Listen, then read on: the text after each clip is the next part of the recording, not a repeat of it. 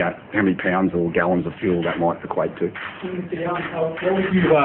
What would your advice be to the families who've been waiting for 12 days for news of this plane? I would advise that AMSA is doing its level best to find anyone that may have survived, if indeed the aircraft came into the southern corridor, and if indeed these objects sighted by satellite are associated with the aircraft. That will put us into a more accurate search area than the one we have at the moment. This operation is trying to find a needle in a haystack. Is it surprising that you possibly detected these objects so soon in the search? I don't want to draw too many conclusions from this.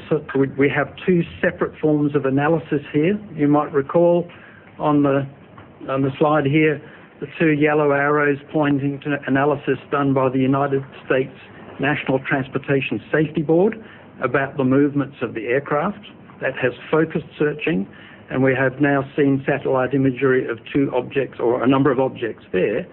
I don't want to draw too much from that. This is a lead.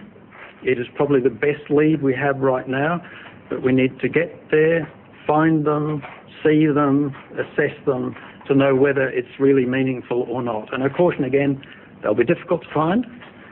They may not be located, associated with the aircraft, and we have plenty of experience of that in other searches. Has this sparked a flood of further assistance offers to Australia now that this information's been found?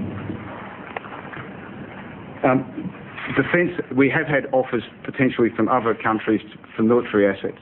The distance to the search area lends itself to certain types of aircraft that have long range and marine search radar capabilities. It is a long way off the Australian mainland, and we are working through defence channels to facilitate the provision of that assistance if those other nations are able to support. So you haven't taken on any extra assistance at the moment? We continue to work with those nations to see how they can assist. So The Chinese offered formally.